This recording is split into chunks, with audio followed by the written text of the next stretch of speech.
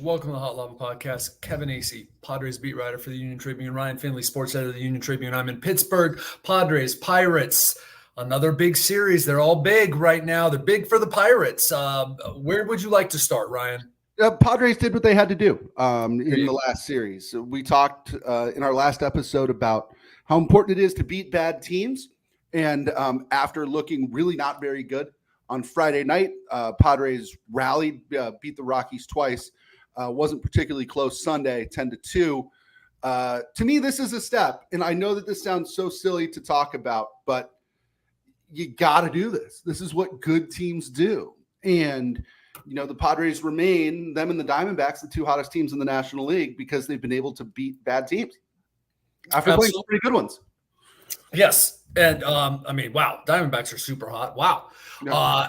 Not all these teams will stay hot. Maybe it'll be the Padres that fall off, or maybe it'll be the Padres. And I think there's signs that the Padres will be one of the teams hanging on at the end as they sit here right now. What are they? They're in the second playoff position, a half a game up on the Diamondbacks. Is that what it is? Yes. Again, ad nauseum, I'm always talking about good teams beat bad teams. Now, the Pirates, are they a good team? Are they a bad team? Padres don't see Paul Skeens. Right. They see some other guys that have pitched okay. They see some guys that haven't pitched very well. The Pirates were not a good team last year, but they beat the Padres 5 out of 6 times, including a sweep of 3 games here in the smoke of the Canadian wildfires last June. And it was like, man, do I remember that series vividly. The conversations I had with players, including Manny Machado, it's one of those, you at the time you go, is this slipping away now? And then hindsight, you go, yeah, that series was indicative of the 2023 Padres. It was a huge thing. I've talked to the players about it. I believe they've responded, to your point, Ryan, beating teams they should. And I believe that will be their mindset for this series. Sure. Are the Pirates a good team? They're a team that added and subtracted at the deadline. Very, very Padres-y thing to do. You know, they went and they got better at a couple different positions, but then they traded their big offseason signing, Martin Perez, to the Padres. Yeah, it's that was right. Like, that is where they're at. I would think if you're one of their fans, you kind of go, yeah, Ryan. Yeah, exactly. Like, well, what are we here? They want us to come out and fill this ballpark or be more than 4,000 people. They want us to be excited about the Pirates again when someone besides Paul Skeens is pitching. You're 56 and 55, right there at the wild card, kind of. Right. Wait, well, the organization has to take a bigger view. And how are we going to get better? I don't know that what they got for Martin Perez is like a part of their future big time, but it did save them a little bit of money, and every dollar counts for the Pirates. Yeah, it's look, that speaks to what I said at the start. It's a big series for the Pirates. They'll be a losing team if the Padres come in here and take 2 out of 3. Right. I had that thought too when the Padres were playing the Nationals in DC. They were a team that I think thought that they were maybe competing for a wild card spot, and then have just cratered since. You're right. As important as it is to win, it's also important to sort of eliminate other contenders. And, if it's too much to assume a sweep or to expect a sweep, but say a sweep from the Padres here knocks the Pirates that much further back, right? Yeah. It's another team you don't have to worry about in September. And by the way, that's what it would take for them to have a losing record. I want to correct myself. I said if the Padres won 2 or 3, the Pirates would have a losing record. No, they wouldn't. They're 56 and 55 now. So if the Padres came in, did what they did to the Rockies, which is what you and I have talked about. It doesn't have to go 2 out of 3 every time, but what we're talking about over these 5 series, which will end with the Rockies. Again, it's a bookend of the Rockies. It started with the Rockies. It'll end with the Rockies 2 weekends from now. In these 5 series, that they can win 10 to 15, which is 2 out of 3 average. That will then put the Padres up? They'll be 13 games above 500. Somebody, they will have taken care of the Pirates. Somebody else will have fallen off. Gets around the middle of August, and we're talking about like a 3-team race for the final wild card spot or the final 2. And I think they'll be in good position if they can do that. Right. And obviously that's a big if. I mean, one of the reasons why we're talking about taking 2 or 3 from the Rockies as an accomplishment is because historically this is not something this team does easily, right? They don't just steamroll bad teams. Yeah. And so the Pirates certainly are. And I think they would blanch at that because they want to be thought of as the 2024 Padres, but that's totally legitimate, Ryan. Like the 2022 team wasn't great. As a matter of fact, at this time of year, the 2022 team that ended up going to the National League Championship Series was playing poorly. They were a middling at best team. Now, they built this big lead, and they had just gotten Juan Soto and Josh Bell, and there was confidence, but it was waning. 2021, last year. I don't know that we need to go back much further than that. You are absolutely correct. It's big. And then even take in the 2024 team. And I don't know where you want to go, but is it starting pitching? Is it guys that have been stepping up like David Peralta? Will they continue? I mean, when will injured guys come back? Joe Musgrove, great day yesterday, pitching against low A guys, but nonetheless, the strikes were there. That's what you're looking for. So where would you like to go next, Ryan? I'd like to talk about David Peralta a little bit. Yesterday's game, he has a leaping catch at the wall that may have robbed a home run. He hits a home run himself. It was a Jackson Merrill or somebody said after the game, he's playing like he's 25 years old out there. Now, looking at his slash line, it's not great, right? He's still hitting 233, OPS is 639. But this is a guy who has a couple of homers in his last few games, is somebody who is at least bridging the gap between. Absolutely. And that slash line, if you go back and you remember that there was this time, and I forget when it was, but Boston, I remember writing about it at the end of June. This is a great guy who is contributing to the team. And if he's gone in a couple days, because he has one hit in the last, 10 games, and he knew it. And ever since then, it's not great. I wish I had the numbers. I should have done that. It's not great, but it's big time contributions from David Peralta. And you put it well. He's bridging the gap. Right. And again, I'm not saying David Peralta was the reason why they won 10-2 yesterday, right? But if that game goes differently, if that ball goes over the fence, if that game goes differently and they lose 2 or 3 of the Rockies, we're singing a little bit of a different tune today. You don't know. I took off this weekend, had some weddings. It was great. Thank you. I didn't see where the Rockies bullpen was at, but I know since we're familiar with them that the Rockies have some really good relievers and then they're crap. All right. And when the Rockies get a good lead on you, they're a tough team to beat. They don't get the lead on you that much. That's their problem. Right. And then, so yes, absolutely, Ryan. It was 1-1 in the 5th at that time, right? Like I've gone over all the games, obviously. I think it was 1-1 in the 5th, and who knows what happens after that. Right. Is this a guy who has a role on this team even when Fernando Tatis returns, do you think?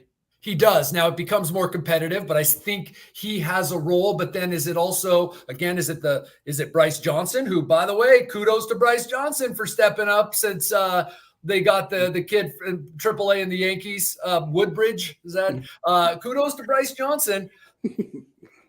David Peralta has a role. Unfortunately, it's not like pitch running. Right. And as you start to now, does he have a role where, because they have an abundance of infielders and poor Tyler Wade, who's been a contributor all year, is he aced out because they do want to have the Bryce Johnson there? I mean, it will get interesting. It's a really good question. I think he has a role because of what he provides, and he knows how to give you again, the cliche, the pro at bat. But that is what's so cool this year is you are watching so many pro at bats, and David Peralta is a guy who gives you those. I don't know how much this guy's got left in the tank, but if he's going on fumes now, it's pretty impressive. Yeah, and again, he's not Donovan Solano, right? I mean, he's not somebody who gives you. That's one of the funniest things and the truest things that anyone has ever said. It's funny because it's true. He's not Donovan Solano, and people who don't know might be like, "What are you talking about?" And comparing these 36-year-olds, but he's not Donovan Solano, but he does have a clue. This is a guy who, again, on a Padre team of 4, 6, 8 years ago, maybe he's playing every day, right? But I mean that in terms of. Yes. He has the ability to be a big league regular, just not on a good team and just not on this team. And I don't know, something to consider, I think, too, is, Tatis, we think can be back in what? September, late August. I don't want to say that the timeline's been pushed back, but he's not doing stuff that would lead you to believe that it's going to be mid-August. All right. Okay. But they do think that he needs a 7 to 10 day rehab. So once he does start, really ramping it up, it could go pretty quick. But talking to people over the weekend and then just before I left, the word September was used. And if that's the case, they don't really need to make a decision on a roster spot until the playoffs, right? In theory. Because, again, you can expand your rosters in September, correct? You can't expand it like you used to, right? You can't call up. You can do it enough to do what you're talking about. But you can keep Johnson and David Peralta and Fernando Tatis and just kind of figure it out, right? Yeah. Let's talk about another injured Padre, Joe Musgrove. Further cementing Joe Musgrove's place into San Diego's hearts, by the way. He got screwed over by an airline. And as a result, instead of pitching at AA, he was pitching at single A for the Storm. Looked like he pitched fairly well. I saw some highlights. He looked like Joe Musgrove, but again, he's going up against high A guys. How important is this step in his recovery? Yeah, he's worse than that. He's going against low A guys. But low A guys, I'm sorry. Yeah. Yes, no, you were still in the mode of what it used to be there, as you were thinking about David Peralta on the 2013 Padres. No, not that long ago, the 2018 Padres, he would have been going every day. Yes, that's why I say it was like he threw like 35 strikes and 45 pitches or something, and there, end of story. Obviously, they're looking at movement, but supposedly everything was great. And Joe will undoubtedly, as he arrives in Pittsburgh probably today, that he will undoubtedly be pushing, hey, that's good. I'm ready. Now, you did 40-something pitches. My understanding is the Padres would like him to be capable of doing 75 when he comes back. So there is the possibility that he gets he's a 5-inning guy. He can do that. And that's not a jump you probably make. And you got an off day today, now you have an off day after the 9 days in a row, and then it's 18 in a row. That's when they need Joe, is 18 in a row. They don't necessarily need him now.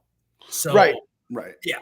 And they don't need 3 innings from him. I mean, to me, that's the thing too, is you need to be able to depend on this guy down the stretch, and bringing him back to pitch a few innings, that's something Adrian Morejon can do, right? That's something Brian Hoeing can do once or twice. If it means Joe Musgrove, when he returns, is somebody you can slot in every 5th day. If you needed him to do that because you didn't get Hoeing, you didn't get Martin Perez, and then we'd all be like, okay, well, maybe this will work. Look, they don't have to do it. So, and it has seemed to me that everyone but Joe, while they're not ruling it out, and they're going to talk to Joe, and kudos to Joe. If you don't realize it, maybe the reason Joe makes $20 million a year and has a no-hitter and pitched one of the biggest games in history in the playoffs against the Mets is because Joe sets unrealistic goals, and sometimes he reaches them. It's what all the greats do. So kudos to Joe for being like, I can come back and pitch right now. But he also has been sure to say he does not want to come back and put them in a bad way. Also, the time frame changes. And I don't know whether somebody would actually acknowledge this in the clubhouse or not, Kevin, but they're not fighting for their playoff lives, right? I mean, in their head, nobody has October vacations scheduled at the moment. This is a team, if they're going to go as far as they'd like to go, they're going to need him pitching in October. And to a certain extent, have to be, yes, absolutely. I think if people will think about what you said, that's exactly what it is. Of course, they know they have to earn a playoff spot, but their eye, and especially the front office, manager to some extent, right? Coaching staff, Niebla, they got to be thinking about, okay, how's this going to shape up? That's why it'll be interesting. Look, they're 61-52, right? So that's 49 games to play, right? We can all figure it out. What do you think they need to get to? 87, 88 wins. Okay. When they get to a certain point and it looks good, how will they start setting up this pitching? That'll be interesting. That's a conversation for another time. But to your point, yes, absolutely. Has to be the big picture. At 9 games over and playing the way they are, right? They seem to be pretty set up. Like they're probably going to make the playoffs. Let's say this. If they don't, it's a collapse. Yep. Well, this isn't like last year. And again, the only thing I can compare it to for the sake of our podcast is last year when you and I were both talking about this too. Last year, every game from July 4th on mattered, right? Not to say that this year it doesn't. I got you. But you're talking about, when they make the playoffs, as opposed to if they bust their humps and everything goes right, and then maybe they slip into the playoffs. Like there's a difference. Yep. And that's the feel that this season has. And look, wrote about it a little bit. I think it was in the last newsletter before I took the weekend off. The players have been talking about it for a little while. The reason that I would say that it's not just the results and it's not just necessarily the way they're playing, but also the focus that they have, the players, the guys who have to go out and execute, appears to be the absolute correct place. And that is like, all right, who's up? All right, Bailey Falter, left-hander. What do we need to know about him? Don't even know who we're facing. Of course they know who they're facing. They know they're not facing Skeens. You think it's not the first thing they thought about when they're going to Pittsburgh? But in terms of like their focus, I think it's why the Dodgers weren't a big deal. Like, their focus on the guys on the field is in the right place. Yes, exactly. You're 100% correct. Kevin, let's talk about Kyle Higashioka for a second. Okay. Every time he hits a ball to the exact same spot in left field, which it seems like he does, I sort of silently remind myself, like, hey, like this guy was part of the Juan Soto trade too. And we talk a lot about the starting pitching that they got, the holes that they were able to address when they traded Juan Soto. But this is a guy who's been, I think, beyond their wildest expectations in terms of a catcher, and is now sort of 50% of the time their guy. I'll take an 800 OPS out of my presumed starting catcher, wouldn't you? Absolutely. And then what giving Luis Campusano rest seems to have done also in both his defense, but especially his offense. That's not how they look at it, but it's very easy for us to quantify that Luis has done better since he's become sort of the second catcher. Right. And Higashioka and to the trade. I mean, look, you're never going to get Juan Soto back, but you got a backup catcher who definitely made your platoon better. You got a starting pitcher in Michael King, who, without question, that was a good get. There's a reason he was the centerpiece of that trade from the Padres perspective. Randy Vasquez, who has been a very good number 5 starter. All right. Johnny Brito may or may not, right? Like help you again this year and down the road. They're certainly counting on that. And Drew Thorpe, who helped you get Dylan Cease, was the centerpiece for the White Sox in terms of getting Dylan Cease. So that is man. The onus is on the team giving up a Juan Soto. For the Yankees, like virtually a no-brainer, right? Yeah. We are getting Juan Soto to help us try to win the World Series in 2024. For the Padres, we got to go watch Juan Soto, maybe help the Yankees win the World Series or, get to the World Series. We got to get the players that are going to make us better. We can't screw this up. We got to find 4 or 5 guys. And it appears so far that they've done that. Yeah. And that, again, there's some calculus in there that we've talked to death on this podcast. So I don't want to get back into it, but again, the need to cut payroll, the likelihood that he wasn't going to come back beyond 2024, right? It's not like by keeping Juan Soto, you kept Juan Soto. No, you got him for a year, right? To me, I find Kyle Higashioka, who by all accounts seems like a really neat guy, Southern California kid. I find him to be one of the really good stories on this team. And this team has a lot of really good stories so far this year. It's not Jerks Profar, but my goodness, it's close. It's the kind when you look back, you as a fan could remember fondly. Yeah. And you hope, I hope for fans' sake, that you remember it as a team that went far in the playoffs, as opposed to for a while you really looked back fondly at that 2010 team. Yeah. But that now, by the way, would have made the playoffs. And who knows? But yes, and you're right about Higashioka, and I just think that is something, and we could talk about it down the line. Like, I don't believe AJ Preller's on the hot seat anymore in terms of now if they don't make the playoffs. Right. But even then, and we talk about it down the road, you got to throw out things like the Juan Soto trade and go, didn't the guy do just about as good as he could? Like, I mean, now I can also fill the other ledger. I can fill the other ledger of things, but I just think did a really good job on that trade so far. Right. He did. And again, the idea being that their hand was forced. You would have to think they had to trade Juan Soto to accomplish what they needed to accomplish to frankly fill a 25-man roster. Right. I don't want to make this like Juan Soto wasn't the problem any more than like anything else was the problem. Right. You already had Juan Soto in your clubhouse and on your team. Right. Like, I mean, I had a hard time ripping Juan Soto having a 50 OPS with the Padres, right? But the fact is, go look at his walk rate and his hit rate and his home run rate with the Yankees, and he's back to being the Juan Soto the Padres thought they were going to get. Like that's what the heck, Juan? And then, Juan had his ways here too. Again, reluctant to talk about it even because it's not going to put it on Juan Soto. But you all, to the point you made, you weren't going to keep Juan Soto. It was $33 million, and you already had him. And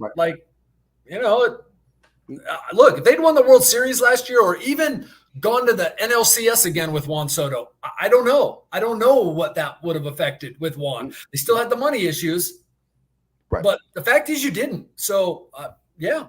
Right. And to say nothing of Juan Soto could be playing left field for them right now and probably mashing.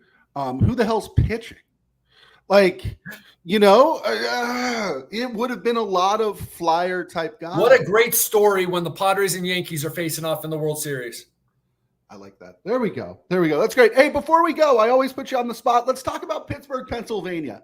I've been there a couple times. I think the world of it. Tell people about Pittsburgh who've never been. It's green. It's beautiful. You come out of the tunnel from the airport and you go, wow, there's this big yellow bridges and old architecture and the rivers, but you see it's one river. And when you're at the ballpark, that's what you look out at. The ballpark itself is nothing special. Ask any baseball writer, and I think any fan who's been to a lot of ballparks. It's up there because of the views of Pittsburgh, not to mention the people in Western Pennsylvania. It's more Midwest than East Coast, and they're good people, and there's good food, and honestly, I'm gushing because I want to kind of go overboard on it because people look at me like I'm crazy when I talk about how much I love Pittsburgh. It's a fantastic place. I think it's vaguely European. Like you're on a river, it's old school, green, very on a hill, like stone buildings. Yep. Yeah, that's very cool. Really neat. The bridges are neat. It's fantastic. That's very cool. Well, enjoy it. I know it probably doesn't compare to Cleveland and Nationals Park, but I'm sure that you'll enjoy Pittsburgh here. Padres, Pirates, 3-game series starting Tuesday. What is important is that the Padres don't face Paul Skeens. That's it. We didn't go over the pitching, but it wouldn't have meant anything to you anyway. Face a couple lefties, some guys that have just been called up, and none of them are Paul Skeens. That's what you need to know. Right on the backs of their jerseys, it says not Skeens on the back. So there we go. That'll do it for this episode of the Hot Lava Podcast. For Kevin Acee, I'm Ryan Finley. We'll see you next time.